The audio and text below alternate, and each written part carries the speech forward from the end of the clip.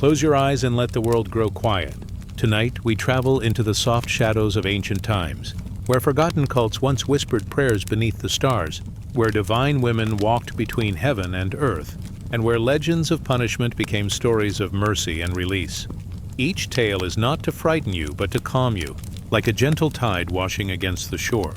These stories remind us that even divine judgment can lead the soul back to peace, balance, and eternal rest. So as you settle beneath your blanket, allow your spirit to drift, carried by voices of old temples, sacred fires, and the soothing memory of gods and goddesses who once shaped human dreams. If these stories help you drift into sleep, gently subscribe to join our nightly journeys. And if you're awake for just a little longer, share in the comments where in the world you're listening from tonight. The night is quiet. A silver moon drifts above, softened by a veil of clouds. You are standing at the edge of an ancient sanctuary where the stones are worn smooth by centuries of prayer. The air carries the faint scent of dust and incense, and the silence is so deep that it feels alive, like a soft blanket wrapping around your spirit. Step gently. The floor beneath you is cool. Each stone remembers countless footsteps, the soft pads of pilgrims, the careful movements of priestesses, the slow procession of those seeking mercy and balance. Here the world feels different. Time does not rush. It lingers, as if even the hours are hushed in devotion.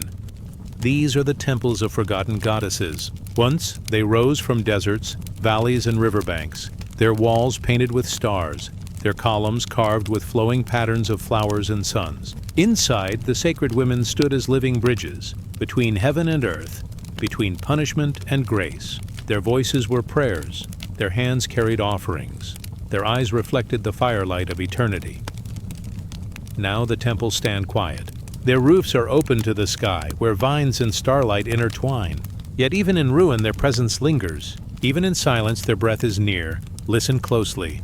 You can almost hear it, the faint echo of chanting, a chorus of soft voices rising and falling like the tide. It is not loud, not sharp.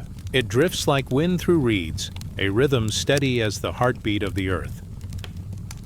The goddess they served was not cruel, nor indulgent. She was balance itself. Her punishments were not storms of rage, but gentle corrections.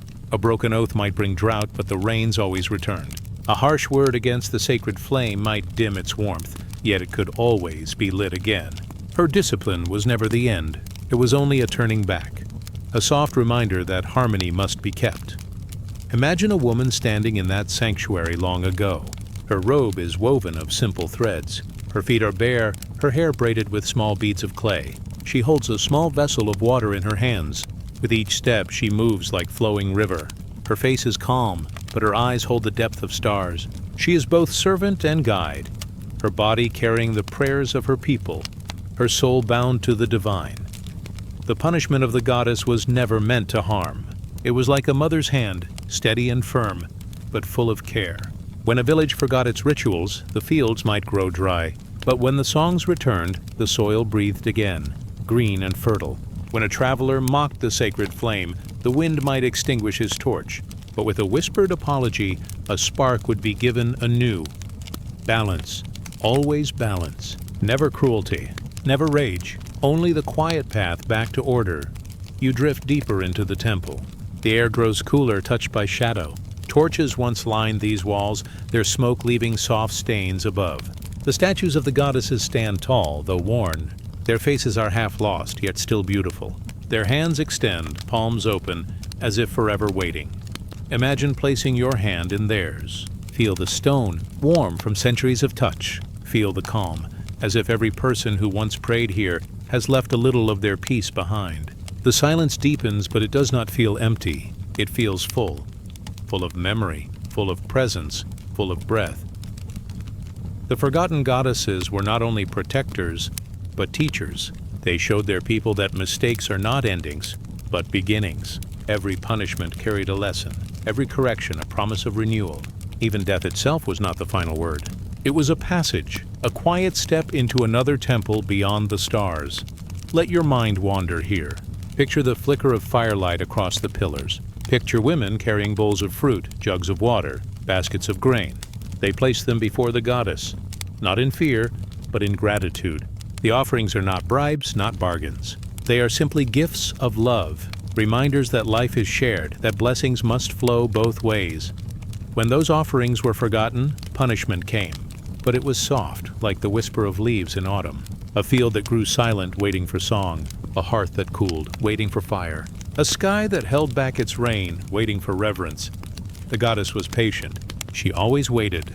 She knew her children would remember, sooner or later. And when they did, she welcomed them back with open arms. The temple's silence now is not a void. It is a lullaby. It sings to you of patience, of balance, of the gentle turning of the seasons. It reminds you that every loss can be restored. Every silence can be filled. Every punishment carries within it the seed of forgiveness. You sit within the sanctuary, and the stars above seem brighter. They pour through the broken roof like rivers of silver. The air is cool against your skin, but the memory of the hearth's flame warms you from within. The goddess is here, not in stone, not in song, but in stillness, in silence, in the rhythm of your breathing. The priestesses of old would walk the temple at night, carrying lamps. Their footsteps were soft, their chants low. They did not fear the dark, for they knew the goddess walked with them. When a lamp flickered out, they did not panic. They simply waited, and another light was kindled. This is the lesson she gave, that no darkness is final, no silence eternal. And so you rest here, at the heart of her sanctuary. You are safe, you are balanced, you are whole. The goddess does not punish with anger.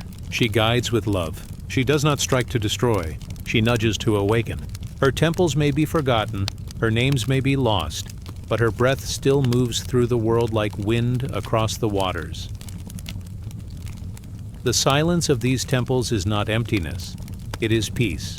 It is the sound of rest after a long day, the hush before dawn, the calm after tears. It is a silence that heals. It is a silence that welcomes sleep. Now, as your eyes grow heavy, imagine the goddess's hand resting softly above you. Not pressing, not holding, only blessing. Her touch is a promise that all wrongs can be righted, that all storms will fade, that all nights will give way to morning. The temple grows dim. The stars blur into soft light. Your breathing is steady, calm, like the tide. The goddess watches, and the silence deepens into a cradle. Rest now. Let your spirit drift into dreams. For the silent temples of forgotten goddesses still stand within you, and in their quiet halls, there is only peace. The night opens wide above you. A silver moon rests in the sky, soft and glowing, as if floating in an endless sea of velvet. Clouds move slowly, like drifting veils, parting and closing in quiet rhythm. The air is cool, touched by the scent of grass and stone, carrying a silence that feels older than memory itself. You walk beneath her light. The ground glows faintly, dust turning to pearl, water shimmering with threads of silver. Every shadow is softened, every corner touched by tenderness. The moon does not glare, she does not burn, she simply shines, gentle, forgiving, unhurried. Across ages and cultures, the moon was seen as a goddess of balance. Her gaze was not fierce but steady. She looked upon mistakes without anger, guiding hearts back toward harmony with her calm light. Her punishments were not thunder or flame. They were whispers, shadows, pauses in the night, quiet corrections, so soft that the soul felt safe enough to return. Imagine her face above you, vast and serene. Her eyes do not judge with cruelty. They watch, patient as the tides. Her voice does not command. It hums low, like wind across water, carrying a message too gentle to frighten. A story is told of travelers who lost their way in the desert. They walked in circles, blinded by their own pride, refusing to follow the stars. But when night fell, the moon rose high. Her glow lit the sand into a path, her silver light shaping the dunes into flowing lines. The travelers followed, humbled by her patience, and she guided them home. No harsh words, no storm of punishment, only a soft, quiet reminder to look up, to see the path already given. Another tale tells of a village that forgot their nightly prayers. The moon goddess did not strike them down. She did not send famine or flood. Instead, she veiled herself in shadow. Night after night, the sky was empty. The people grew restless, feeling the darkness press upon them. Only when they returned to their songs did her face shine once more, smiling above them, her forgiveness as complete as her light. Her judgment was always gentle, like a mother drawing a child back with a touch on the shoulder. like water wearing down a stone, not with force, but with time. She knew that true correction does not frighten. It soothes, and in soothing it teaches. Beneath her silver glow, the earth feels softer. Rivers sparkle like flowing glass. Leaves catch her light, turning to quiet lanterns. Even the smallest pebble seems to hold a secret glimmer, as though kissed by her hand. She is everywhere, yet nowhere heavy. She watches, but never presses. Think of her as a mirror. She reflects the sun, yet gives it gently, softened and cool. So too she reflects the flaws of the soul, not to shame, but to remind. She shows what is hidden, but she never shouts. Her light is a whisper, a reflection, a song that hums just loud enough to guide. The ancients believed that those who wandered in spirit could find their way by looking to her. If anger clouded the heart, her pale glow would calm it. If sorrow grew heavy, her face reminded the soul that darkness is never forever. For even when she disappears into shadow, she always returns, renewed, patient, full. Imagine yourself lying beneath her now. The cool grass beneath you, the night wide above, her glow on your skin, her calm wrapping around your breath. She does not demand that you move. She asks nothing. She only stays, steady, soft, watching. Her punishments are like pauses. When one runs too fast, she slows the night. When one speaks too harshly, she muffles the sound. When one forgets, she waits in silence until the memory returns. Always waiting, always forgiving. Her correction is gentle time itself. There is a story of a man who spoke lies beneath the moon.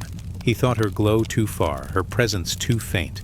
But when he looked in a pool of water, he saw her reflection shining clearly, watching him from below. His heart trembled, not from fear, but from shame, and he turned back to honesty. The moon did not strike him. She only revealed herself where he least expected, showing that truth is always near. In other lands, children were told that the moon goddess wept silver tears when humans hurt one another. Her sorrow was soft, falling as dew upon the earth. When the morning came, the fields sparkled with her tears, and the people remembered kindness. Her punishment was not thunder. It was the sight of her sadness, a sadness so gentle it awakened compassion. She does not command with fire. She corrects with silence. She does not punish with weight. She corrects with lightness. In this way, her judgment is not an end, but a path. It is always a way back home. Now, imagine drifting through a quiet forest beneath her glow. The leaves shimmer faintly, silver threads against the dark. Owl wings brush the night with whispers. A brook glimmers, moving like liquid pearl. Every sound is soft, every shadow is kind. The moon watches above and you feel safe. Her gentle judgment is not only for the world, but for you. She sees the times you falter. She sees the words you regret, the steps you wish you had not taken. But she does not scold. She shines. She gives you light to see yourself, light to return, light to rest. The moon goddess teaches that no mistake is permanent. Every shadow is only a passing cloud. Every wrong step can be softened, redirected, turned again toward the path. The night itself is proof. Darkness deepens, but light always returns. So breathe beneath her glow. Feel the slow rhythm of night, the hush of branches, the stillness of stone, the silver glow above, wrapping you like a gentle veil. The moon is not hurried.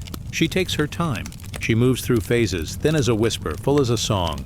She reminds you that change is not punishment, but a rhythm. That endings are not final, but part of a circle.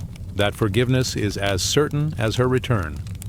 The ancients called her mother, sister, watcher, healer. She was all these things, and still she is. Her face shines the same now as it did for them, calm across centuries, soft across generations. Her judgment remains the same, never cruel, always guiding. Now the forest fades, the desert fades, the stories fade, and only her light remains steady and silver, watching above your closed eyes. You are safe beneath her glow. You are forgiven. You are whole. Rest now in her gentle presence. Her judgment is complete, not because it punishes, but because it heals. Her silence is soft. Her glow is endless. Her patience is forever. Drift onward into her night. Let the stars blur. Let the air grow still. The moon is watching. She will not let you wander far. She will guide you home. The night deepens. A soft wind moves across the land, carrying with it the faint fragrance of earth after rain. Above, the stars glimmer like ancient eyes, watching with calm patience. You drift into a sacred place where silence is alive, and shadows dance slowly beneath the silver moon. Here, the air is warm and still. Stone pathways lead into a circle of ruins where once stood temples of the sacred mothers. At the heart of these temples, serpents were honored, creatures not feared but revered. Their bodies, coiled and flowing, were seen as living symbols of wisdom, renewal, and balance. Close your eyes and imagine the gentle sound of a serpent moving across sand. It does not rush. It glides, smooth as water, leaving no harm, only quiet marks in the dust. Its motion is endless, a rhythm like breathing, a reminder of cycles that never end. The sacred mothers of old held these serpents close. They wore them in their crowns, carved them into their staffs, painted them upon walls where prayers were sung. To them, the serpent was not a creature of darkness, but a teacher of truth. Its shedding of skin became a lesson that life renews, that endings are never final, that even in silence, something new waits to emerge. There is a story whispered of a priestess who lived in a desert shrine. Each morning she walked barefoot into the sand to greet the rising sun. By her side moved a serpent, long and pale, its scales catching the dawn like threads of silver fire.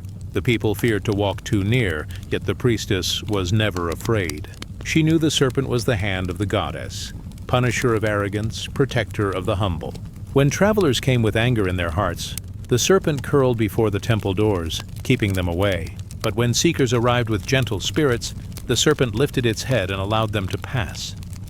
Punishment and protection, both carried within the same body, coiled in the same breath. This was the way of the serpent, and the sacred mothers knew it well. In another land, across rivers and mountains, there lived a goddess who was called the Mother of Serpents. Her hair was said to be woven with small snakes, each one whispering secrets of the earth. Her gaze was deep as a cave, and her voice was slow as a river in twilight.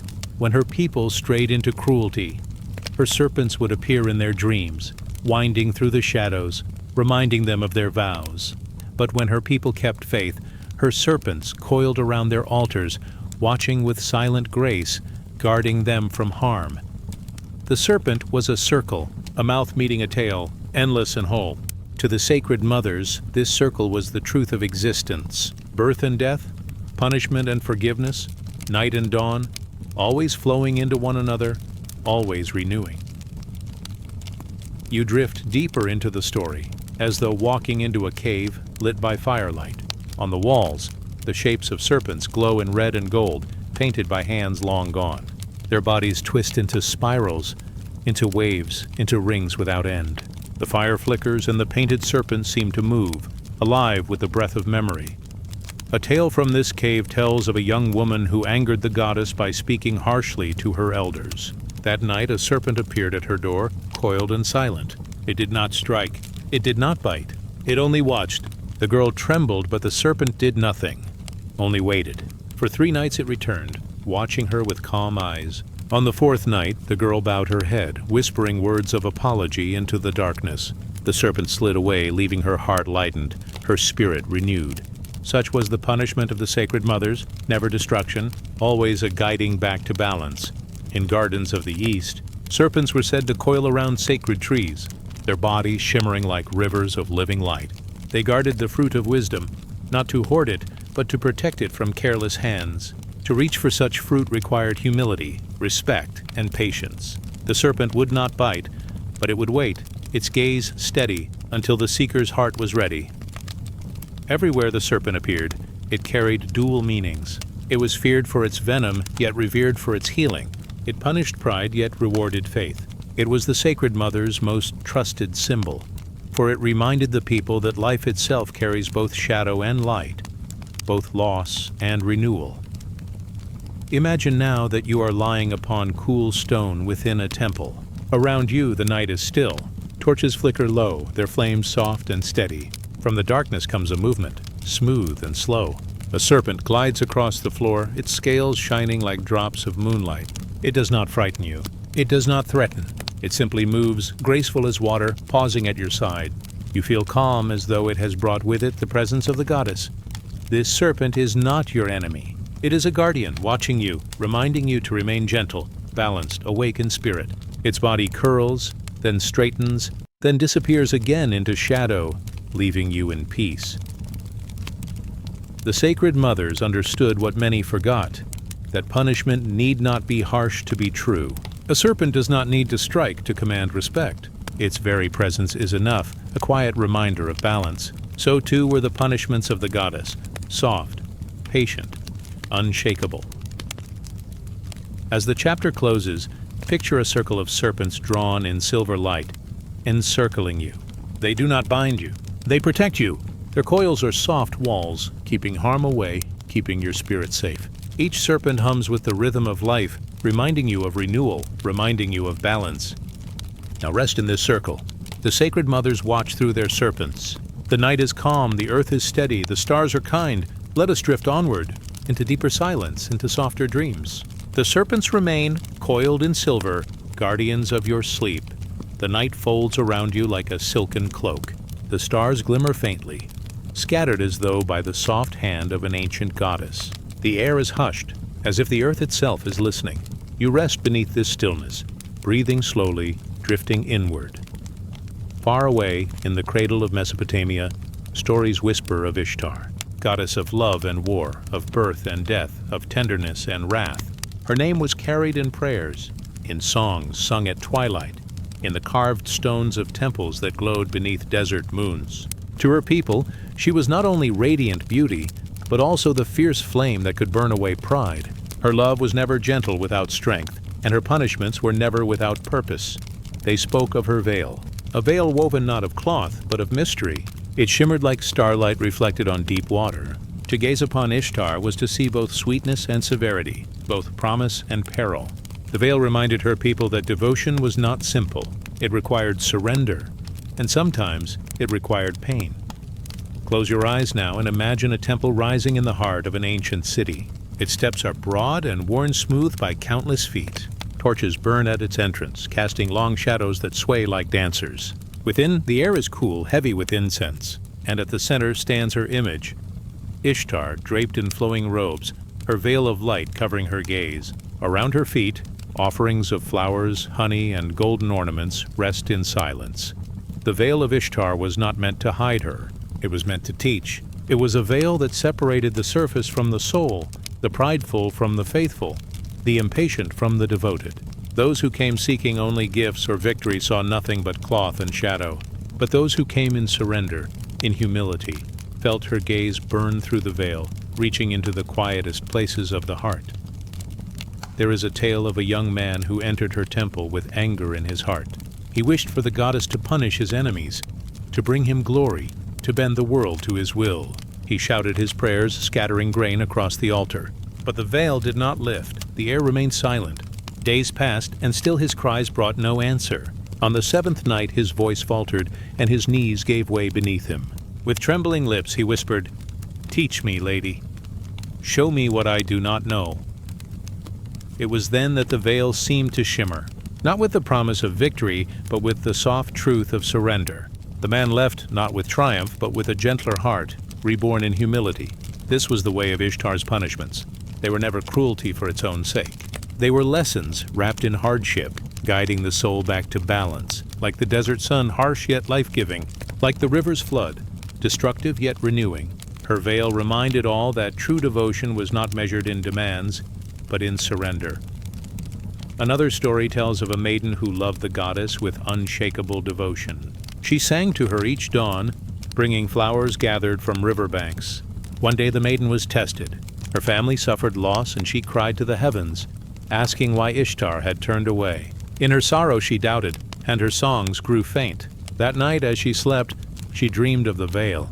She reached to lift it, but it grew heavy in her hands. Behind it she could not see the goddess, only shadows. She wept in the dream, until at last she let the veil fall gently back into place. At that moment she felt warmth, a tender hand upon her heart, and she woke knowing that even in silence, Ishtar's love remained. Her punishments were woven with care, designed not to destroy, but to draw the soul closer, step by step, into deeper devotion. The veil of Ishtar became a symbol for all of life's mysteries. It reminded her people that pain and love often walk together, that hardship could become a doorway back to the sacred. It was said that no one could pass beyond the veil unless they were willing to shed illusions, one by one, like garments at the edge of a river. Only in such bareness could the soul meet the goddess fully. Imagine now that you drift toward this veil. It shimmers before you, a curtain of light woven with threads of dawn and twilight. You do not need to lift it. You only need to rest before it, breathing softly, letting its presence wash over you. The veil does not demand. It waits, patient as the stars. It holds within it the paradox of life, the softness of love, the sharpness of loss, the way they circle together, never apart. In the stillness, you feel how punishment can be a kind of care, how the goddess weaves love into the threads of difficulty, how her veil is both a shield and an invitation. Through it, she teaches that devotion is not found in asking for the world to bend, but in allowing the heart to open, even in shadow. The night deepens. The torches of the temple flicker low. The incense fades into the cool air. The veil shimmers, soft and eternal, holding its mysteries. And you, resting before it, feel safe, calm, and carried. Now let your breathing slow. Let your thoughts settle like sand sinking to the bottom of a clear pool. The veil remains, but you no longer strain to see beyond it. You only rest in its glow, in the knowledge that love and trial, punishment and mercy, are threads of the same fabric. Now rest as the stars return. Now drift as the night embraces you. The veil of Ishtar is before you, shining softly. It will wait for you, always, until your dreams open like flowers in the dawn. Let us drift onward, into silence, into sleep, into the gentle arms of the night. The night opens wide above the desert, a sky of endless black velvet scattered with silver stars. The sand lies quiet, like an ocean that is stilled into eternity. The air is cool, carrying the faint scent of smoke and herbs. Somewhere a low drum beats slowly like a heartbeat echoing across the dunes. Around a fire, priestesses gather. Their robes shimmer faintly in the glow of the flames. Their voices rise in song, soft and steady, weaving through the night like threads of silk. They do not sing to entertain. They sing to remember. They sing to call down the presence of the divine. Each note is a prayer, each word a seed placed into the quiet earth of the soul. Their songs are not loud, not filled with glory. They are gentle, like lullabies. They tell of gods and goddesses, of punishments and mercies, of the eternal balance that guides all things. The desert people believed that the stars above were listening. Every flame of light was a witness, every shimmer in the sky a reminder. Balance was not a law written in stone, but a living rhythm, like breath. And when the rhythm faltered, when people strayed too far, the divine sent reminders. Punishments, yes, but punishments wrapped in love, like a stern mother guiding her child. The priestesses sang of this truth. Their voices swayed with the firelight, low and tender. Some songs spoke of storms sent across the sands, teaching humility to those who had forgotten it. Others spoke of rivers drying, only to flow again when prayers were lifted with sincerity. Every hardship they sang was a message, every loss, a signpost pointing back to harmony. One song told of a tribe that grew proud. They built tall pillars in the desert, higher and higher, until their shadows stretched across the dunes. They forgot the gods who had given them water, grain, and shelter. So the wind rose. The sand came in waves, swallowing their pillars until nothing remained but silence. Yet the song did not end in sorrow. It told how, from that silence, the people learned to bow again to the sky, and how the gods returned with rain. Even punishment was only the beginning of renewal. Another song spoke of a wanderer who took more than he gave. He crossed the desert, leaving behind broken trust and hungry mouths. But under the stars he dreamed. In his dream a great serpent coiled around him, not to strike, but to hold him still. The serpent whispered that life was not his to consume, but to protect. When the wanderer woke, he wept beneath the desert sky. He laid down his greed, and he became a guardian instead. The punishment was the turning of his heart. The song sang, a soft correction that led him home. The priestesses' songs always carried this gentleness. They knew that fire could burn, but it could also warm. They knew that the desert could take, but it also gave. And they knew that divine justice was not cruelty. It was care, woven with sternness, wrapped in light. Imagine yourself sitting near that fire. The sand is cool beneath your feet. The stars spread endlessly above, their light drifting like silver dust across the night. The flames flicker, painting soft shadows across the women's faces. Their voices lull you, They rise and fall like waves, each word carrying the rhythm of breath. You feel safe in their circle. Their songs are old, older than memory, but they settle into your heart as if you have always known them. They tell you that you are watched over, that your mistakes do not banish you but call you back, that every punishment is not an ending, but a guidepost toward balance. The fire crackles softly, the wind sighs over the dunes, the stars shimmer listening, and the voices of the priestesses drift on, a lullaby shaped from both shadow and light. They sing of mothers who scold to protect, of rivers that flood so that fields may grow richer, of storms that scatter seeds across the barren land, of silence that teaches listening. Their songs remind you that nothing is wasted. Every sorrow holds a gift hidden within it. Every trial is only a turning of the path, a way back to harmony. The flames grow lower now. The priestesses' voices soften, their chants slowing to whispers. The stars shine even brighter, as if the heavens lean closer to hear. You breathe with the rhythm of the song, your chest rising and falling in time with their gentle melody. In this quiet, you feel the truth of their teaching. Balance is always near. Even when life feels heavy, even when loss presses close, there is a thread of light woven through it all, a thread that guides you softly back toward the divine. The desert stretches endlessly, silent and still. But the fire warms you, the songs cradle you, the stars keep watch. Now let your thoughts grow lighter. Let them drift like sand lifted by a soft wind. The priestesses' lullabies fade into your heart, where they will continue to hum even as sleep takes you. You rest beneath the desert stars, held by their song, carried by their care. Punishment and mercy, shadow and light, they are not enemies. They are threads in the same fabric, weaving a cloak of balance around your soul. Now rest as the stars return. Now drift as the fire softens into embers. Now dream as the songs of the priestesses fade into silence. Let us drift onward, into stillness, into peace, into sleep. The night unfolds with the sound of waves, soft, endless, gentle. The sea breathes in and out, as though the world itself were asleep. Above, the moon hangs low, her silver light painting the waters with a trembling path of light. The air smells of salt and drifting rain. A breeze brushes across your skin, cool and tender, like the touch of a mother's hand. Far out on the horizon, the sea stretches into darkness. It is vast, it is deep. It holds more stories than the sands of the shore. Every wave is a whisper of memory. Every tide is a song of return. And the people who lived by the sea once believed that within her waters dwelt a goddess, a mother of storm and calm, a keeper of justice, a hand that could punish but also embrace. Her name changed from island to island, but her presence was always the same. Some called her the Lady of Tides. Some named her the Great Mother of Waves. Others spoke her name in secret, believing it too sacred for casual breath. But whether whispered or sung, she was known as the one who watched over the seas and all who sailed upon them. The sea goddess was gentle, but never weak. She could cradle a fisherman's boat, carrying it safely back to shore, or she could rise in fury, sending waves high into the sky, reminding humankind of their smallness. Her punishments were not given in anger.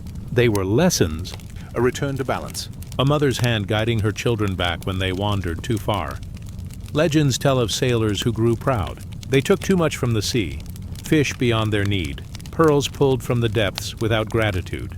The sea goddess watched in silence, and then, when their pride grew heavy, she stirred the waters. Storm clouds gathered, lightning laced the waves. The fishermen trembled, their boats nearly broken, and in that trembling, their hearts grew soft again. They remembered their prayers. They remembered humility. When their voices rose in songs of thanks, the storm eased. The sea goddess returned her face of calm, her waves smoothing once more. Punishment turned to protection because their hearts had been renewed. Other tales spoke of islands where the people quarreled. Brothers raised their voices against brothers. Neighbors closed their doors against neighbors. The harmony of the village dissolved into noise. The sea goddess listened, her waves restless. One morning the tide rose higher than ever before. It swept through the village, carrying away walls and fences, washing clean the marks of division. The people had no choice but to rebuild together, and in the rebuilding they remembered unity. The sea goddess had not destroyed them. She had reminded them that they were one. Her punishments were like tides. They came not to end life, but to move it, to shape it. to smooth the rough edges of the human heart. Just as the sea polishes stones until they shine, so too did the goddess polish souls until they softened and gleamed. Imagine yourself now standing on a quiet shore. The night is deep. The stars glimmer faintly, but the sea is brighter, glowing beneath the touch of the moon. The sand is cool beneath your feet, damp from the tide. You hear the steady rhythm of waves, a heartbeat greater than your own. In the distance you sense her presence, not a form, not a face, but a spirit, vast and endless, moving with every tide. The ocean's motherly hand rests upon you. Not heavy, not harsh, just enough to remind you that you are held. She does not demand perfection. She asks only for balance, for gratitude, for care, for the remembrance that life is not only yours but shared. The waves whisper this truth, carrying it across the shore, wrapping it around you like a soft cloak. The stories of the sea goddess were sung as lullabies on the islands. Mothers would rock their children to sleep, humming of tides that protect and storms that guide. Children fell asleep hearing that the goddess of the sea was watching, not with cruelty, but with care. Her punishments were stern lullabies, songs that taught and corrected while always keeping love at their center. One tale told of a pearl diver. He dove again and again, greedy for treasure. His basket grew heavy with pearls, but his heart grew darker. One day, as he dove deeper than ever before, the sea goddess wrapped him in stillness. The water around him grew heavy and silent. He could not move. He thought it was the end. But then he felt her voice not in words, but in the current, telling him to let go. He opened his hands, releasing the pearls. In that moment, the water grew light again. He rose back to the surface, gasping for breath, reborn. From then on, he dove only for what he needed. His greed had been washed away. Another story spoke of a widow who mourned by the sea. Her grief was heavy, her tears endless. She begged the sea goddess to take her sorrow away. One night, the waves rose and carried her into a dream. In the dream, she floated upon endless waters, safe in the goddess's arms. The sea did not erase her grief, but it held her gently until it became bearable. When she woke, the tide had placed a shell by her side. She kept it always, a reminder that even sorrow could be cradled in love. The sea goddess taught that every wave was a lesson. A rising tide meant renewal. A falling tide meant release. Storms meant awakening. Calm seas meant rest. All were needed. All were part of the great balance. As you listen now, the rhythm of the ocean begins to slow your thoughts. Each wave is a breath, in and out. The sea breathes with you. Her hand rests upon your shoulder, gentle and sure. Whatever storms have passed through your life, whatever punishments have come your way, they are not endings. They are tides, shaping you, softening you, guiding you back to balance. The moon still glows above, her silver path stretching across the dark waters. The stars shimmer faintly as if nodding in agreement. The sea whispers its eternal lullaby, and the goddess waits, watching with love, with patience, with a hand that both corrects and comforts. Now the waves grow softer. The tide is low. The night is calm. The ocean's hand no longer stirs, but rests, motherly and kind. The stories fade into silence, leaving only the rhythm of breath and wave. Let your spirit drift like a boat carried by the tide. Let the sea hold you. Let the moonlight guide you.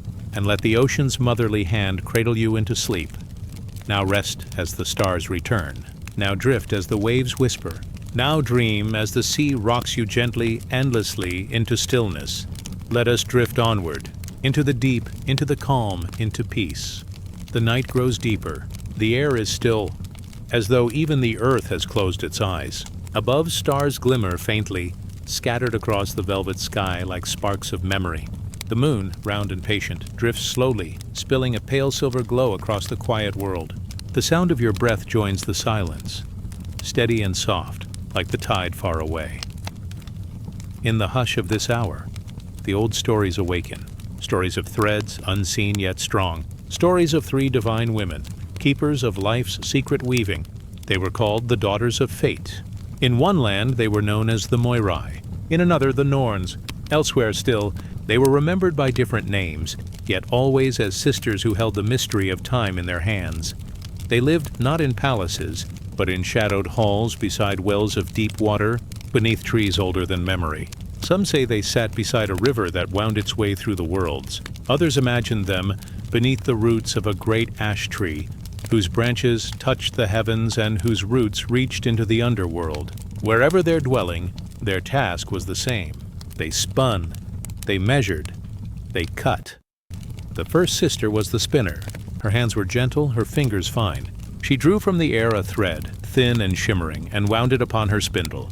Each thread was a life, born from the mystery of beginnings. The second sister was the measurer. Her gaze was steady, her eyes calm as still water. She stretched the thread across her staff, deciding its length. Not cruel, not kind, simply the quiet truth of how long the thread would run. And the third sister was the cutter. Her hand was firm, her blade sharp. When the time was ripe, she pressed her shears, and the thread was released into silence. Together, they wove the fabric of existence. No king could bribe them. No warrior could fight them. No prayer could change their steady rhythm. They were not punishers, not judges in anger. They were guardians of balance, keepers of the design that lay hidden beyond human sight. It was said that even the gods respected them. For the gods themselves, though mighty, were bound by the weaving of the sisters' loom.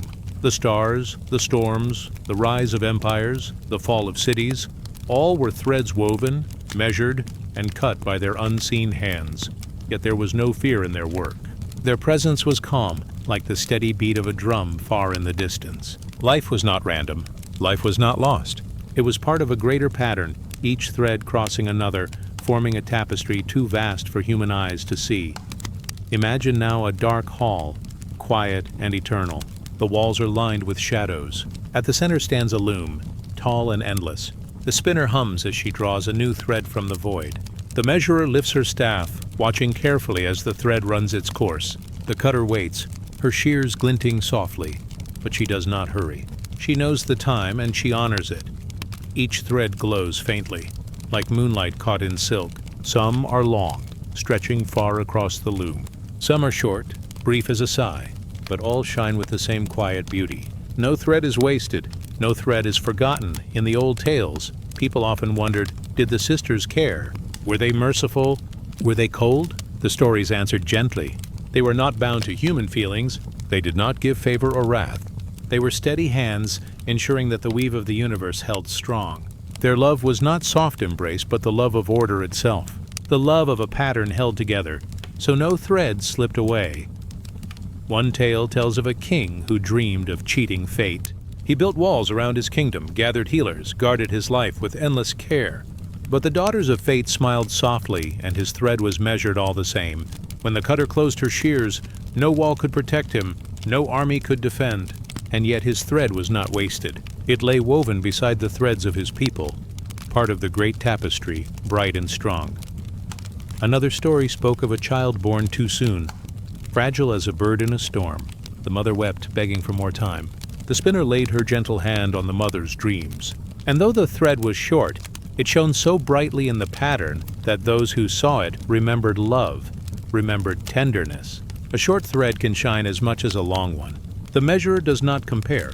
Every length has its place. The daughters of fate did not rule with cruelty. They ruled with truth.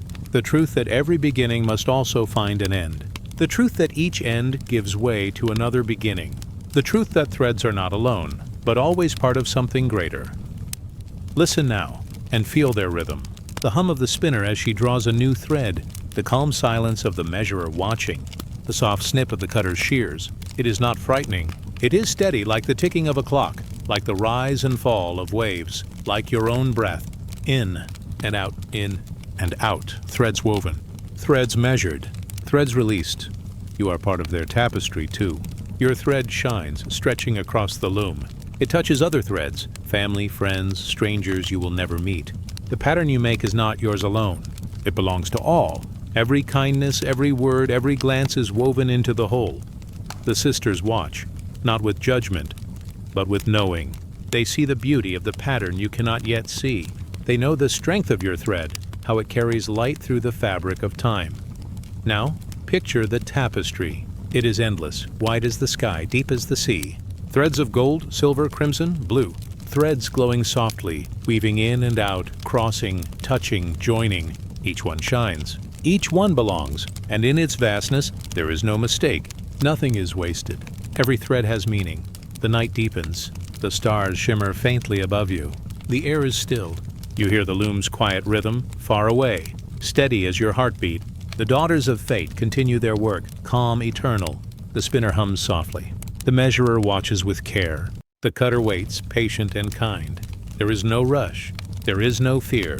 Only the soft unfolding of destiny, thread by thread, breath by breath. Now let yourself drift. Let the loom's rhythm cradle you. Let the stars shine gently over you. The sisters are at their work, steady and eternal. Your thread glows in their hands, part of the great weaving. Rest now as the loom hums. Rest now as the stars return. Rest now as the daughters of fate continue their endless song. Let us drift onward into stillness, into dream, into peace. The night is gentle now. A hush moves through the air, like a soft hand passing over the earth. The stars watch quietly, silver sparks in the vast dark sky. A faint glow lingers at the edge of vision, not from the sun, not from the moon, but from another flame, a flame that has burned in the heart of homes since the beginning of memory. It is the fire of the hearth. Once every house carried such a flame, small yet eternal. It was no ordinary fire. It was the dwelling place of the goddess of the hearth, keeper of warmth, guardian of family, mother of stillness.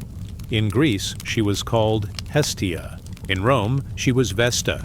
In far lands, she was known by other names, but always her presence was the same. She was not the goddess of war or storm. She did not rule mountains or seas.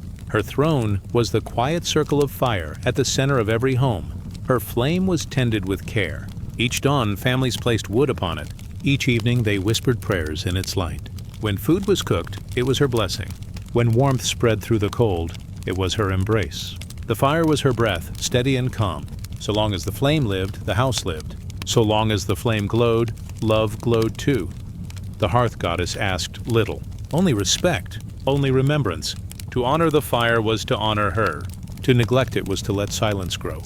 Silence that carried with it the chill of forgetting. It was said that when the flame was ignored, when wood was not placed, when prayers were not whispered, the goddess would turn her face away. Her fire would dwindle. The house would fall cold, its walls heavy with emptiness. Food cooked without blessing would taste hollow, and laughter would feel faint. Her punishment was never loud. It was never fire that destroyed. It was fire that disappeared. And in the cold, people would remember what they had lost. Yet always, she left a path for warmth to return. The hearth goddess was not cruel. She only reminded, when hands reached again for wood, when hearts bowed again in reverence, the flame would stir. Her warmth would return, gentle as dawn, forgiving as spring. In ancient cities, temples were built to her, where great flames burned without end. In Rome, the Vestal virgins tended her fire with devotion, never letting it die. They knew that if her flame went out, it was more than darkness. It was a shadow over the whole people. So they kept watch, day and night, year after year, as steady as the heartbeat of the earth. But in the smallest homes, too, her presence was known. No palace was too grand, no hut too humble. If there was a flame, there was the goddess. If there was warmth, there was her blessing. Imagine now a quiet house, far away in time. The walls are simple. The roof is low. The night outside is dark and still, but within, a small fire glows. Its flames rise and fall like a slow breath. Shadows dance softly on the walls. Children sleep nearby, faces peaceful in the gentle light. A mother stirs a pot above the fire, the scent of herbs drifting through the air. A father places wood upon the flame, careful, respectful. All the while, unseen, the goddess sits beside the hearth, her hands resting over the flame, her gaze kind, her presence steady. The family may not see her, but they feel her. In the warmth on their skin, in the calm in their hearts, in the safety of the night. She is there, always there. The hearth goddess did not ask for temples of gold. Her temple was every home. Her altar was every flame. And her song was the crackle of wood, the sigh of smoke rising, the glow that softened the darkness. There are stories that tell of times when people forgot her. They grew proud. They built great cities and mighty walls. They trusted their weapons more than their fires. They looked to the stars and the seas, but not to the simple flame. And so her presence faded from their lives. Houses grew colder. Hearts grew harder. They forgot the gentle rhythm of warmth. But even then, she did not vanish. Her flame never dies. It waits. It waits in the smallest ember, hidden beneath ash, waiting for breath, waiting for care. One spark is enough. With one spark, the hearth goddess returns. With one spark, warmth spreads again. The hearth was more than fire. It was the center. It was the circle where families gathered, where stories were told, where prayers rose. It was the meeting place of the sacred and the ordinary. Every ember carried memory. Every glow carried blessing. To sit by the fire was to sit in her presence, to be held by her motherly hand. The hearth goddess was not a ruler of battles. She was the ruler of stillness. Her power was quiet, yet it touched everything. For what is a kingdom without warmth? What is a people without a home? And what is a home without a fire? Her gifts were not grand, yet they were eternal.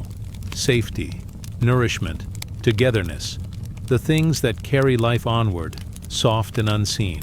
Now as you rest, imagine her flame before you, a circle of fire, gentle and calm. The wood glows with red light. The smoke rises in thin, curling streams, vanishing into the air like dreams fading into dawn. The warmth reaches out, wrapping around you like a soft blanket. The flame hums a quiet song, a lullaby of crackle and glow. The goddess is near. Her hands are steady. Her eyes are kind. She tends the flame as she has tended it for ages. She does not rush. She does not tire. Her fire glows on, carrying the rhythm of peace. And should the flame ever dim, remember, she does not leave in anger. She only waits. Her path back is always open. One spark, one breath, one prayer, and warmth returns. Always. The night deepens. The stars wheel slowly above. The world grows quiet. But the flame glows steady, a small sun in the darkness. Its warmth touches your spirit. Its light softens your dreams. The goddess sits close, her presence calm, her love eternal. Rest now by her fire. Let the glow cradle you. Let the warmth surround you. The hearth goddess keeps watch, as she has always done, as she always will. Let us drift onward, like smoke rising to the stars. Let us rest as the fire hums its lullaby. Now sleep as the flame glows, eternal and kind. The night is soft, and the air is hushed. The stars above linger like silver seeds scattered across a velvet field. Moonlight rests upon the earth, slow and calm, as if it too were falling into dreams. In this quiet, the story of Persephone unfolds. Not with sorrow, but with the rhythm of a garden that sleeps and wakes, season after season. Breathe gently now. Let the stillness of the world carry you deeper. The tale is waiting, like a pathway lined with blossoms that never fade. Far away, beyond the places of men, there is a hidden garden. It is neither of summer nor of winter, but something in between. The air here glows with twilight, neither day nor night. Every leaf, every stone seems wrapped in a soft silver veil. This is the garden of Persephone. Here, vines curl lazily along marble walls. Pomegranates hang heavy and dark, their skins holding the secret red of hidden seeds. Lilies bow their heads in silence, while poppies bloom in slow waves across the soil. It is a place where life and death share the same breath, each resting gently beside the other. And in the heart of this garden walks Persephone, daughter of spring, queen of the underworld. Her steps are unhurried, her gaze serene. She moves like the turning of the seasons, soft, inevitable, eternal. Long ago, Persephone was a maiden of fields and wildflowers. She danced beneath the sky, laughter flowing like streams.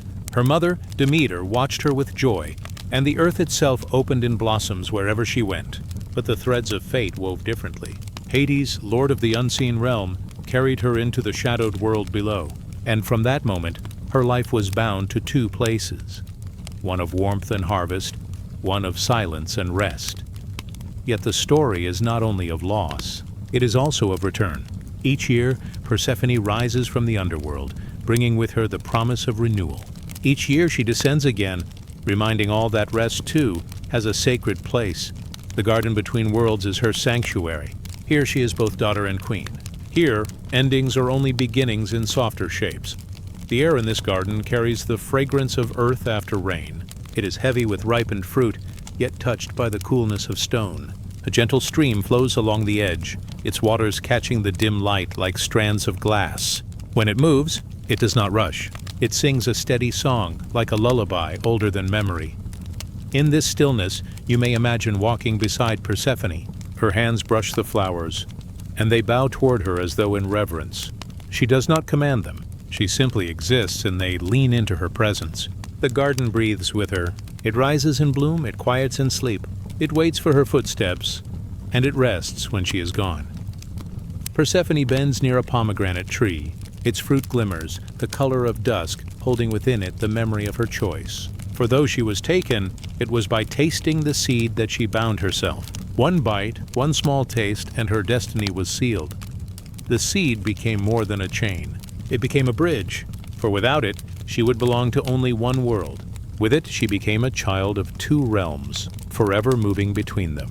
In that passage, the earth found its rhythm, the flowering of spring, the fullness of summer, the fading into autumn, and the long, quiet sleep of winter.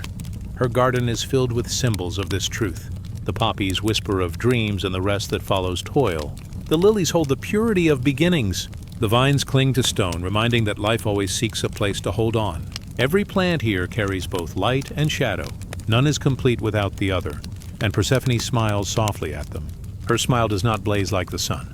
It glows gently, like lantern light, enough to comfort, but never to overwhelm. The myths speak of sorrow, Demeter searching, fields left barren, mortals longing for harvest. But here, in the hush of the garden, the sorrow softens. It becomes clear that this rhythm was always needed. The earth cannot bloom without rest. The body cannot wake without sleep. The soul cannot grow without silence. So Persephone walks between worlds, not as prisoner, but as guide. She carries in her hands the balance of all things, and in her steps lies the promise that no winter lasts forever. Spring will always come. Imagine now sitting upon a stone bench in this twilight garden. The air is cool but not cold. A gentle wind carries the perfume of blossoms. Above, the stars seem nearer, as if leaning closer to listen. You close your eyes and you feel the pulse of the garden. It is slow, like the heartbeat of the earth. Every breath you take is part of its rhythm. Every exhale carries away weight you no longer need. Persephone walks past, her presence calm as moonlight. She does not speak, yet her silence says all, that endings are never the end. That stillness is not empty, but full of unseen seeds. That rest is not loss, but preparation for life's return. Seasons turn like pages in a vast, gentle book. The garden teaches this, without words, without effort. In its twilight, the line between life and death softens. Both are parts of the same great story, flowing endlessly. Persephone pauses near the stream. She kneels, touches the water with her fingertips. Circles widen, shimmer, fade, like the moments of life themselves, arriving, expanding, vanishing, yet always part of the whole. You may feel in this moment the quiet truth of her tale. It is not about fear. It is not about loss. It is about returning, again and again, to the balance hidden in all things. It is about finding the garden within your own heart, where endings rest beside beginnings, and both are welcome.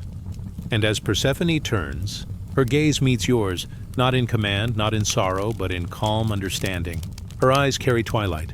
They carry the wisdom of roots and flowers, of silence and song. They tell you, rest is not an absence, but a gift. The garden dims a little, as if preparing to sleep. The flowers close. The stream slows. The stars above stretch themselves across the sky, keeping watch. Persephone fades into the twilight, her steps leading back to the shadowed realm below. But she leaves behind the quiet promise of return. She leaves behind the seeds, already waiting to awaken when the time is right. Now let your own mind rest in this garden. Feel its stillness settle within you. Let the gentle rhythm of Persephone's tale cradle your thoughts. There is no need to hold on, no need to resist. Like the flowers that fold, like the earth that sleeps, you may close your eyes in peace. Let the story drift into silence. Let your breath soften. And as sleep begins to rise, remember the garden's promise. Every ending carries the seed of a beginning. Every winter carries the breath of spring. Now rest as the stars return, and let Persephone's garden keep watch through your dreams. The night opens gently, like a curtain drawn back by invisible hands. The air is soft, the stars drift in silence, and the moonlight stretches thin upon the earth. Somewhere, a quiet flame flickers in a temple unseen by mortal eyes. Within this temple rests a mirror, not of polished silver or fragile glass, but of divine origin. It is said this mirror does not reflect the face. It reflects the soul. You step slowly, as if through a dream, toward this sacred place. Your breath is calm. Your steps make no sound. The world around you feels hushed, as if holding its breath in reverence. The mirror waits, patient and still, as it has for centuries. In ancient tales, there were women who guarded such mirrors. They were priestesses, oracles, keepers of wisdom. They did not use the mirror for vanity. They did not use it for fear. They held it gently, as one would hold a candle in the dark. It was a gift, not a weapon. It showed what lay within the heart, not to condemn, but to awaken. The mirror never lied, yet it never judged. It revealed shadows and light alike, and in its surface both were whole. Those who dared to gaze into it often trembled, not because of punishment, but because of recognition. They saw themselves, not as others saw them, but as the Eternal saw them, threads of shadow woven with threads of light. The temple where the mirror rests is quiet. Marble pillars rise, pale as moonbeams. Torches flicker low, their smoke curling like soft ribbons toward the ceiling. The air smells of incense, of earth, of rain long past. A pool of water lies near the mirror, its surface still, like glass awaiting a breath. The priestesses move in silence. Their robes whisper across the stone floor. Their eyes are kind, their faces serene, as if they themselves have gazed into the mirror many times. They do not guard it with force, but with calm presence. They know that truth cannot be stolen. It can only be received. Imagine standing before the mirror. It does not dazzle with brightness. It does not blind. Its surface glows faintly as though lit from within by a quiet star. It feels alive, yet not frightening, like a calm lake reflecting both sun and moon. When one looks, they see not only their shape, but the paths behind them and the seeds within them. The mirror shows forgotten kindnesses, small acts of love that once seemed lost. It shows wounds and fears, not to reopen them, but to soothe them with recognition. It shows the soul as a garden, sometimes tangled, sometimes bare, yet always capable of bloom. In the myths, many sought the mirror. Kings wished to see their worth. Warriors sought to test their strength. But the mirror was not swayed by crowns or weapons. It reflected only what was true. A king might see his pride trembling like fragile glass. A warrior might see the child within, longing for rest. And yet, they also saw hope. Tiny sparks, waiting to be fanned into flame. The divine women would stand beside them, never speaking harshly, never mocking. If tears came, they allowed them to fall. If silence lingered, they held the silence like a gentle cloth. For they knew the mirror was not an end. It was a beginning. The mirror, some said, was born from the waters of creation. When the world was young and still forming, the gods looked into the first oceans and saw their own reflections shimmering back. From those waters, the mirror was shaped so that mortals might also glimpse what lies beyond the surface. It carried within it the calm of deep seas, the clarity of still pools, and the endless depth of the night sky. Those who touched it felt no coldness. They felt warmth as though their soul itself had been recognized, held, and embraced. For to be truly seen is not a punishment. It is a comfort. You breathe slowly now, as though you too are before that mirror. You imagine its surface rising before you, glowing faintly, like moonlight on water. You feel its presence. Not heavy, not sharp, but tender, like a quiet hand resting on your shoulder. If you were to gaze into it, what might you see? Perhaps memories that drift like leaves on a stream. Perhaps kindness that once seemed forgotten. Perhaps dreams waiting like seeds beneath the soil. The mirror does not rush. It does not demand. It waits, patiently, until the heart is ready. One story tells of a young woman who sought the mirror after losing her way. She feared it would show her only faults, only mistakes. But when she gazed, she saw not judgment, but her own resilience. She saw the small acts of courage she had carried quietly, like embers in the dark. And she wept, not from shame, but from the relief of knowing she had never truly been lost. Another tale speaks of an old man nearing the end of his journey. He expected to see regrets heavy as stone, but the mirror showed the smiles he had sparked in others, the kindness that rippled long after he had forgotten it. The priestesses told him softly, "This is the truth. You are more than your sorrows. You are more than your fears." The sacred mirror was not feared by the pure, nor shunned by the broken. It welcomed all. It showed that the soul was never empty, never beyond repair. Even shadows had their place, teaching balance and depth. Even silence had meaning, guiding the way to listening and rest. And so those who left the temple did not leave condemned. They left lighter, as though a veil had been lifted. They walked into the world carrying the knowledge that they were whole, that they were seen, that they were enough. The temple itself seemed to breathe with this truth. The marble glowed faintly in the torchlight. The pool of water shimmered like a second mirror, reflecting both the surface and what lay beneath. And in the quiet, the divine women tended the flame, tended the silence, tended the mirror. Their work was not to speak loudly or to command. Their work was simply to keep the space open for those who longed to see. Now the night deepens. The stars lean closer. The sacred mirror rests, untouched yet eternal, waiting for the next soul who drifts through its temple. It glows softly in the dark, patient as time itself. It knows that each who comes will see what they need to see. Not more, not less. Simply truth, as gentle as candlelight. You may rest now as though the mirror has already shown you what you carry. You may release what is heavy, knowing it has been seen. You may hold what is bright, knowing it is part of you. The mirror asks nothing more. It only reflects, only reveals, only offers the quiet gift of awareness. Let the temple fade into the night. Let the mirror rest in its silence. Let the stars draw their curtains again. And as your breath slows, remember the gift of the sacred mirror. That within you, there is light. Within you, there is shadow. Together, they make you whole. Now drift onward as the torches fade. Now rest as the stars return. The mirror will remain, waiting in stillness, guarding the truth, holding the soul in its gentle reflection. Night settles with a silver hush. The sky stretches wide, filled with stars that glimmer like tiny lanterns. The air is still, save for the soft hum of unseen waters. You stand near a river's edge, where moonlight paints the surface in threads of silver.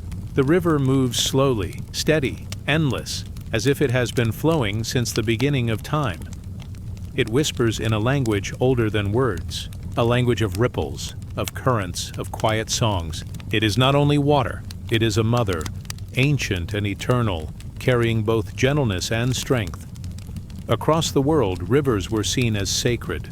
They were not only streams of water, but living beings, guardians, and guides. The Nile in Egypt, wide and eternal, was worshipped as a giver of life. The Ganges in India was called a goddess, pure and holy, carrying the prayers of millions upon her waves. Every culture knew the river as both mother and judge. Her floods could punish, sweeping away what was careless or proud. But always her waters returned to nourish, to heal, to begin again. To sit beside a river was to sit beside a wise elder. She carried the memory of the earth, flowing from mountain to sea. She remembered beginnings, she carried endings, and she whispered of rebirth. The river mother was never cruel. Her floods were not anger, but correction. When the earth grew too dry, she rose, covering fields, washing away what was brittle and weak. And when the waters receded, the soil was rich, dark, ready for new life. Punishment in her way was only renewal in disguise. Those who lived near her banks knew this rhythm. They saw the destruction, yet they also saw the return. Seeds sprouted again, trees leaned toward her, and children played at her shores, laughing in the cool spray of her waters. She gave endlessly, and though she could take, she never left the earth without a path back to life. Imagine walking by her edge now. The night is calm. The stars watch from above. The river flows like a long breath, steady and soothing. You feel her presence not only as water but as spirit. She is near, like a gentle hand on your shoulder. She is mother, she is judge, she is guide. When you close your eyes, you can hear her stories. They drift with the current, ancient as time. Stories of kingdoms that rose and fell along her shores. Stories of prayers whispered into her waters, carried far downstream. Stories of people who found comfort in her presence, letting their sorrows drift away with her flow. The Egyptians called the Nile their lifeblood. Each year, her floods would rise, sweeping over the land. Fields would vanish beneath the water. Homes would tremble. But when the waters withdrew, the earth was left fertile, ready to feed the people once more. They built temples and sang hymns to her. They honored her as a goddess cloaked in flowing garments of blue. The Indians spoke of the Ganges as holy, born from the heavens, flowing with purity. Pilgrims bathed in her waters, believing she washed away burdens not only from the body but from the soul. She was a bridge between earth and spirit, between life and eternity. Every droplet was a blessing, every ripple a prayer. And in other lands, rivers bore other names, other stories, but always they were mothers. Always they were sacred. To see a river is to see a mirror of life. She flows forward, never backward, carrying all that enters her. Like memory, like time, she moves onward without pause. Yet in her movement there is no rush. only steady patience. She teaches that all things are carried forward. Joy, sorrow, hope. None are lost, only transformed. The river mothers remind us that every ending is only a bend in the water. The flow continues. The current carries on. Life does not stop. It only changes form, like water shifting from rain to stream to sea. One tale tells of a traveler who came to a river, weary from his journey. He sat at her edge, speaking of his troubles, of his mistakes, of his grief. The river did not answer with words. She only flowed, carrying his voice away in ripples. When he rose to leave, he felt lighter, as though she had taken some of his sorrow with her. The river mothers do this without effort, quietly, without demand. They listen, and in listening, they heal. Another tale speaks of a village that angered the river. They forgot her offerings, they polluted her waters, they treated her as ordinary. One year, her floods came fierce and high, sweeping away fields and walls. The people mourned, yet when the waters withdrew, they found their land richer than before. They rebuilt, remembering her strength, remembering her mercy. From then on, they honored her not with fear, but with gratitude. You sit at her banks now in this quiet dream. The moonlight rests upon the water, turning it silver and soft. The current hums, steady as a lullaby. You feel her watching, not with eyes, but with presence. Her patience is endless, her wisdom beyond measure. She has seen generations come and go. She has carried the ashes of the past, the hopes of the present, and the seeds of the future. The river mothers remind you, what you carry can be set down. What feels heavy can be released into the current. The water will not mock you. It will not judge. It will only carry and transform. Some rivers are wide and mighty, roaring with power. Others are small, hidden streams trickling through forests like threads of silver. But whether great or small, each holds the spirit of the mother. Each offers life to roots, to soil, to all who drink. Each holds the rhythm of the earth's own heart. When you touch the water, it touches you back. When you drink, it enters your body, becoming part of your breath, your blood, your being. The river mothers remind us that we are not separate from them. We are born from water. We live by water, and in the end, we return to it. Now let the river's song cradle you. Its current is steady, its voice soft like a hymn. You drift with it, slow and calm. You let it carry your thoughts, one by one, like fallen leaves floating away. There is no need to chase them. The river knows where to take them. The river knows how to return them to the sea. The river mothers are always near, whether in great floods or quiet streams. They punish to awaken, but they nourish to sustain. They remind us that even in endings, life returns. Even in silence, there is song. The night grows deeper. The stars lean close, their reflections trembling in the water. The river flows onward, unhurried, eternal. Her current is a hand, motherly and kind, guiding you gently forward. You need not move. You need not fear. You only drift, held in her arms. Now rest as the waters hum. Now breathe as the river carries you. The river mothers remain, eternal and patient, flowing through the earth, through time, through you. Their voice is the lullaby of the world, steady and true. Let us drift onward as the currents guide. Now rest as the stars return, the rivers flow, and with them peace flows too. The night sky bends low, heavy with clouds. A hush lingers in the air, soft and waiting. The earth holds its breath, as though listening for a secret. Then a single drop falls, cool and tender, landing on the waiting ground. It is followed by another and another until the world is veiled in gentle rain. Each drop is like a tear from the heavens, each one a gift of sorrow and love. The sound is steady, soft, like 1,000 drums played far away. The air cools, carrying the scent of wet earth, rich and sweet. The ground drinks deeply, and the leaves tremble with delight. It is not only rain. It is the voice of a goddess weeping across the sky.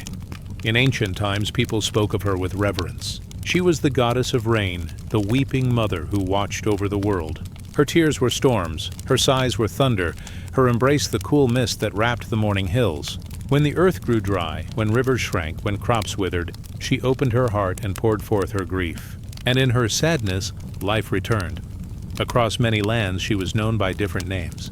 To some, she was Tefnut of Egypt, the moist breath of life. To others, she was Chak's consort, bringing the sweet rains to the Maya fields. In India, she echoed in the sorrowful skies of monsoon, weeping for the world, yet giving it abundance. Always, she was seen as both stern and tender, capable of punishing floods, yet also of nourishing blossoms. Her tears were never wasted. Even in their heaviness they carried renewal. Imagine standing beneath her weeping sky. The clouds darken, but not with fear. They gather like a soft curtain, hiding the stars, wrapping the world in shadow. The wind whispers cool and damp, carrying the promise of cleansing. And then the rain falls, steady and endless. It touches your skin like cool silk. It runs down your face as though her tears are your own. The sound is calming. The world slows beneath it. Fires soften, dust disappears, and the restless heart finds stillness. The rain is not sorrow alone. It is compassion, reaching down from the heavens. There is an old tale of a village that angered the goddess.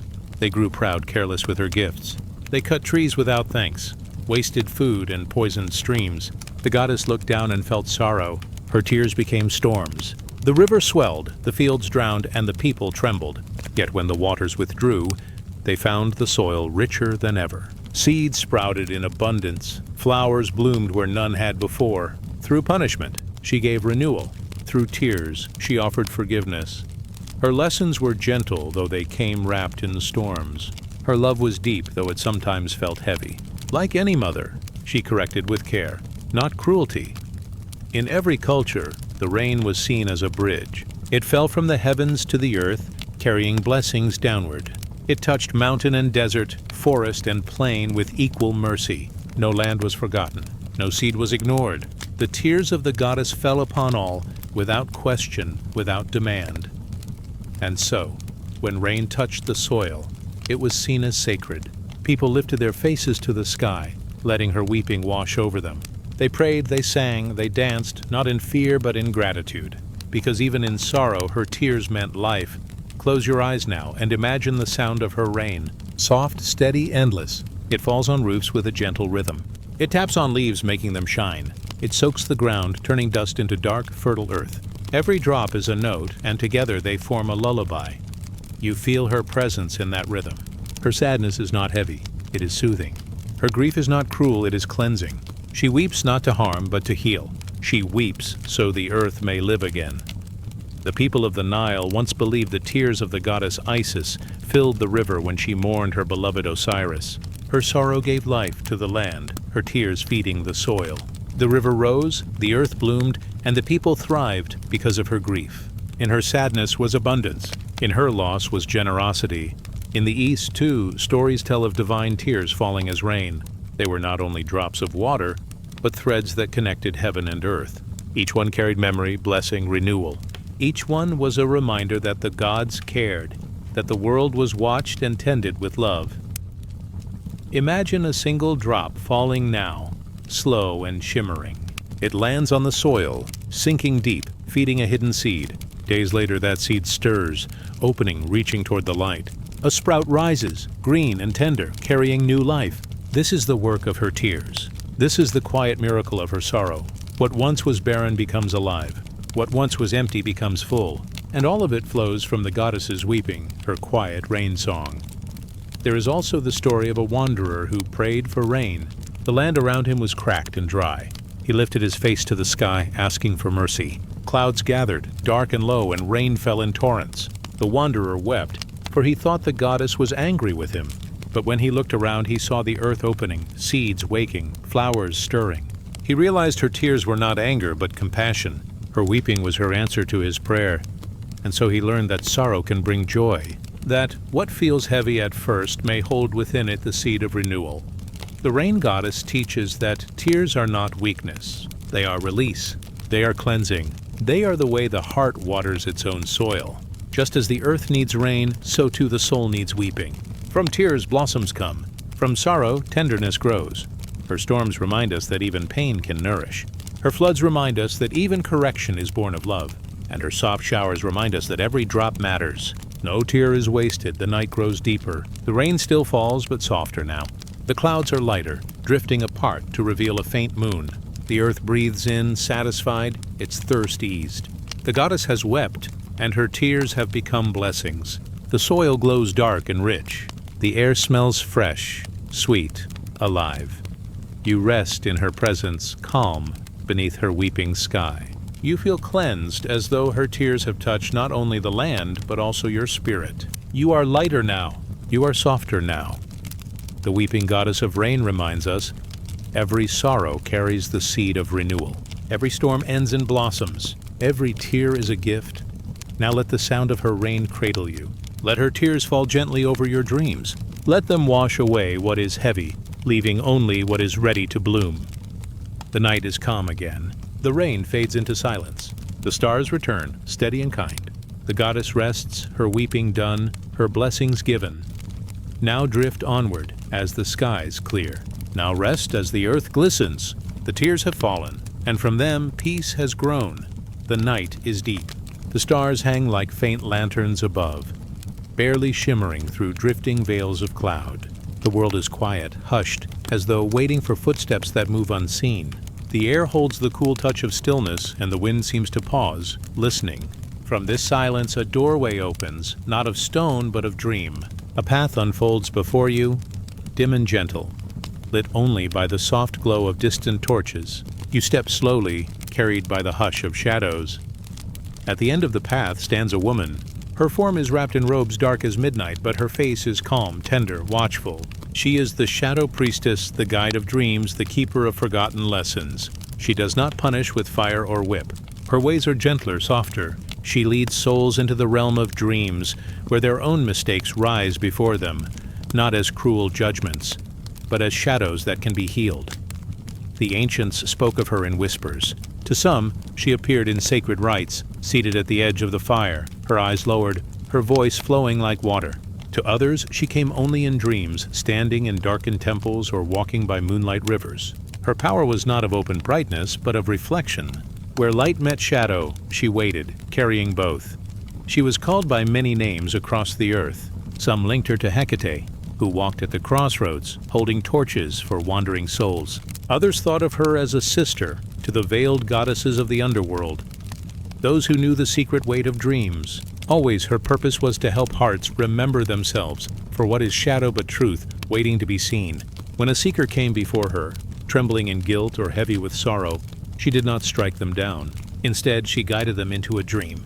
In the dream, they walked through their own mistakes, words spoken in anger, moments lost in pride, choices made without kindness. These visions rose not to break them, but to soften them, to show them what the heart had forgotten. And when the seeker awoke, they carried not fear, but understanding. The shadow priestess knew that punishment could be cruel when it came from the outside, but when it rose gently from within, it could awaken. Her shadows were teachers, her silence a balm. Imagine her temple now. It is quiet, built not of marble or gold, but of dark stone, smooth and cool. Torches flicker along the walls, their light dim, their flames low, leaving much in shadow. The air smells faintly of herbs and smoke. Soft chants drift through the space, voices layered like distant waves. At the center stands the shadow priestess, her hands folded, her eyes half closed as though she is listening to something beyond. You step inside, and the shadows wrap around you, not heavy, but soft, like velvet. They do not frighten you. They calm you. They invite you to breathe slower, to sink deeper, to let the outside world fade away. A seeker enters the temple, their heart restless. They kneel before her, whispering of their mistakes. Their voice trembles, their body heavy with regret. The shadow priestess raises her hand, not to scold, but to bless. She whispers words no louder than rain. The seeker drifts into sleep at her feet, and in their dream, the shadows stir. They see themselves, walking through old moments, speaking old words, watching as the threads of the past return. At first it feels heavy, but soon the weight softens. The dream does not punish them. It shows them. It offers them the gift of clarity. They awaken with tears, but also with peace. This was her way, to let each soul carry its own lantern into the shadow and to leave it stronger than before. Across cultures, the idea of shadow priestesses lived in many forms. In the temples of Greece, priestesses of night carried torches at the rites of mystery, helping seekers face their hidden selves. In Egypt, women of the veil called upon gods of the underworld, guiding dream visions that revealed the heart's truth. Even in far eastern lands, stories spoke of holy women who entered trance, carrying others into shadow journeys of memory and release. Everywhere, the lesson was the same. Light alone cannot teach. Shadow too is a teacher, and within both lies the path back to balance. You drift now deeper into her presence. The sound of the torchlight is soft, like whispering leaves. The shadows around you are not empty.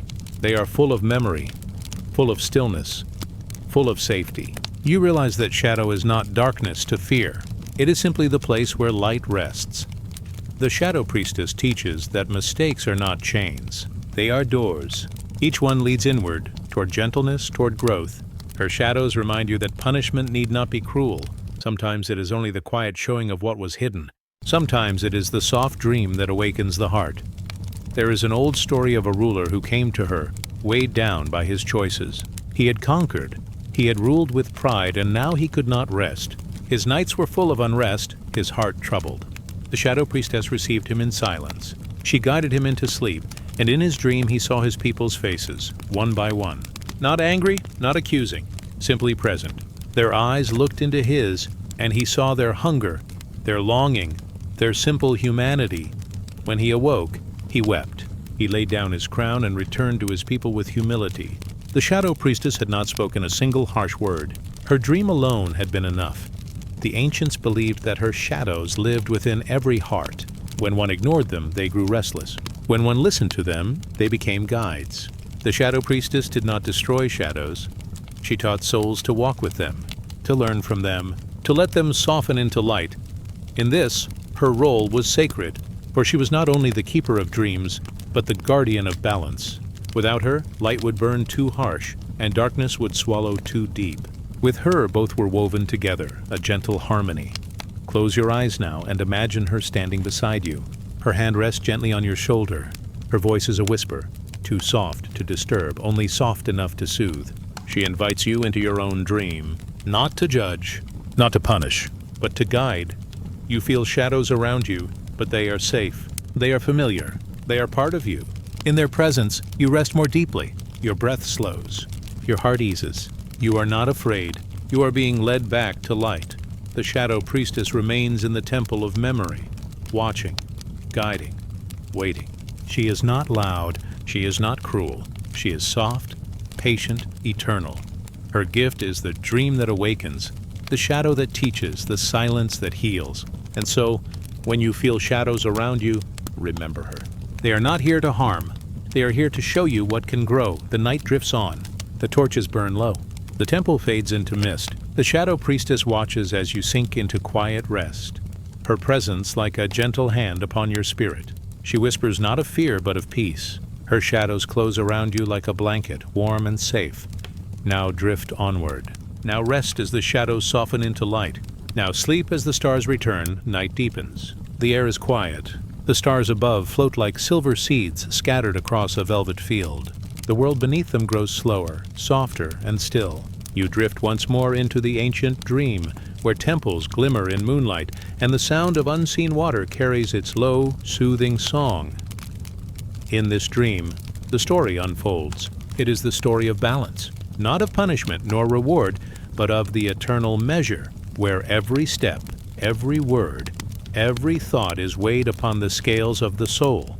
In many traditions, the guardians of these scales were women, priestesses, queens, mothers of judgment. They held not weapons, but instruments of balance, golden plates that carried the weight of a life, strings of silver that trembled with truth, stones of white and black that marked the tilt of destiny.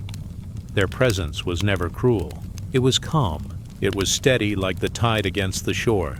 To stand before them was not to face anger, but to stand within the great mirror of one's own being. The scales never lied. They showed only what was already there. In Egypt it was said that the heart of the departed was placed upon a scale.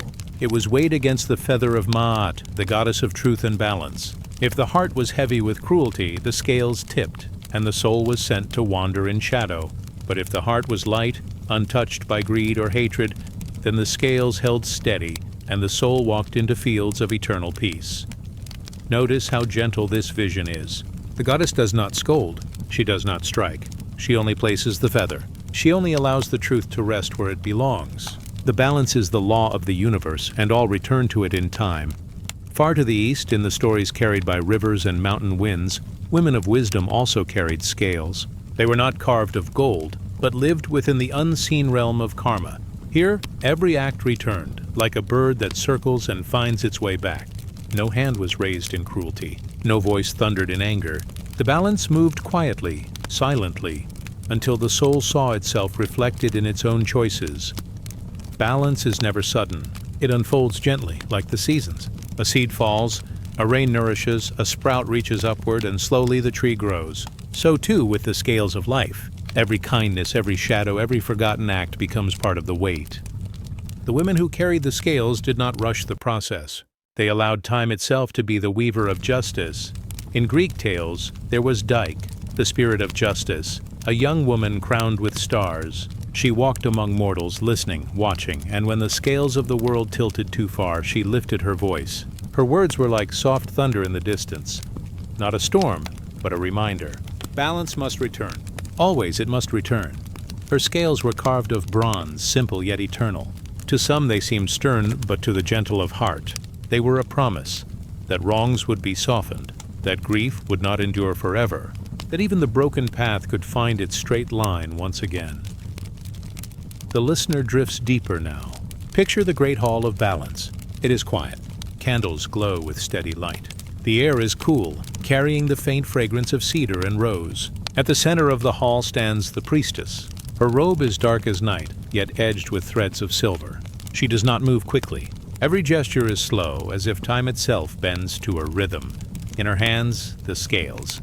They shimmer faintly, though no torch touches them. One plate waits for the soul, the other for the feather, or the stone, or the whisper of unseen winds. She looks, but her gaze does not pierce. It softens. It soothes. Her presence is not one of fear, but of release. To stand before her is to feel unburdened. For she does not demand perfection. She does not call for purity. She only calls for truth. The scales hold truth, and in truth there is peace. Imagine now the weight of regret, a stone carried too long in the heart. Upon her scales it finds its place. It no longer presses upon the chest. It no longer clouds the breath. The scales take it. The balance holds it, and slowly the soul grows lighter. Across cultures, this was the mystery of balance. It was never meant as cruelty. Floods, storms, punishments. These were not wrath, but the earth correcting itself.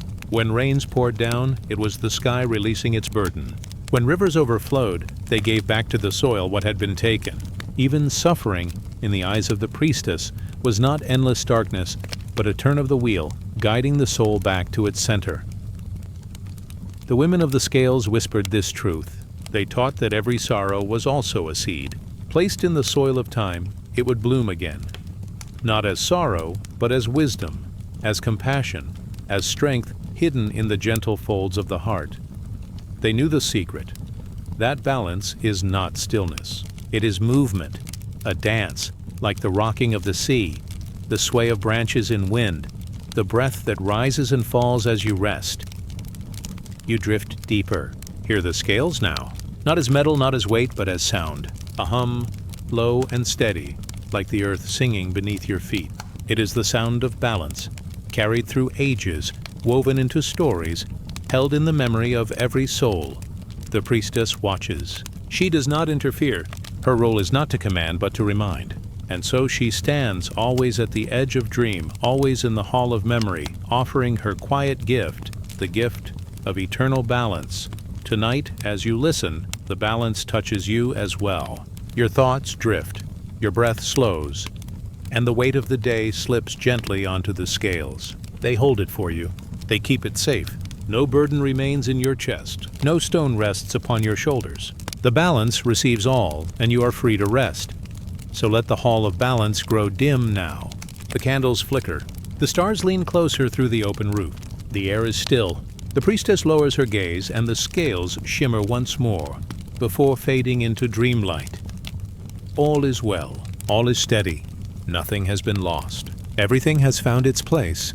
Now drift onward. The balance is eternal. The night is kind. Your heart is lighter. The stars return. Rest. The night is deep now. The stars glow like gentle lanterns, suspended in endless darkness. The air is calm, carrying the faint hush of unseen winds, like a mother breathing beside her child. You drift once more into the dream world, where temples rest in silence, where rivers gleam with silver light, and where voices, ancient and soft, begin to sing. It is the song of forgiveness, a lullaby carried across centuries. It comes not with thunder, not with judgment, but with tones that soothe the restless heart. Every culture, every land, spoke of divine women who carried this gift. Their voices were like water over stones, like leaves brushing against one another, like the low hum of the earth itself. And when they sang, the soul remembered that all storms must fade, that all wounds are cradled by time, and that punishment always bends toward forgiveness. In the old desert stories, there was a goddess who wept not to destroy but to heal. Her tears fell as rain, first fierce, then tender. When her storm ended, the earth was softer, ready to grow once more. Her people believed her tears were songs, falling through clouds, washing away the dust of mistakes. Forgiveness was not spoken in words, but sung in water, returning all things to life. In the green valleys of the east, tales were told of women who sat at riverbanks, plucking strings of simple harps. The notes floated like fireflies gathering around the weary soul. Each sound loosened a knot, each vibration untied a chain. The heart grew lighter with every chord, until it rested in calm. These women were not judges, nor warriors, nor rulers. They were singers. Their gift was to remind the soul that no mistake was greater than the mercy of the song. Forgiveness is not sudden. It comes slowly, like dawn stretching over the horizon. The darkness does not flee in fear. It simply softens, step by step, until the light is born. So too does the lullaby of forgiveness arrive within us. The voices do not scold. They do not remind of shame. They simply sing. And in their song, the burden loosens, like a rope slipping free, like a child released into gentle arms. In Greece, there was Helios, the spirit of mercy. Her temple stood at the heart of Athens, where the weary and broken came to rest. She did not offer gold. She did not offer power. She offered only softness. It was said that those who came in grief could almost hear her voice, low and steady, like a mother's lullaby. Her song was not meant to erase the past, but to wrap it, to cradle it, to carry it gently forward. For even sorrow can be held, and even pain can be sung to sleep. In the lands of the north, legends told of a veiled woman who stood at the edge of battlefields.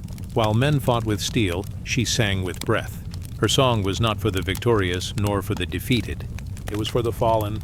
Her voice lifted them, like feathers in a soft breeze, carrying them from the noise of war into fields of eternal rest. Even in blood and fire, her song was forgiveness, a gentle closing of the day. You drift deeper now. Picture yourself in a wide hall, lit only by starlight pouring through an open roof. At the center, women in flowing robes stand in a circle. Their voices rise, not loud, but layered. Like waves, their harmonies fold over one another. The air itself vibrates, a blanket of sound wrapping around you. Your breath slows. Your body softens. The song carries you. The words cannot be understood, for they belong to no single language. Yet the meaning is clear. It is the language of forgiveness. Every note whispers, "You are safe now. You are lighter now. You are free to rest." The song tells of punishment, but only as shadow before the dawn. The scales may weigh, the storms may rage, but always after the weight comes the lifting. After the storm comes the clear sky. After the night comes the day. And after punishment, always forgiveness.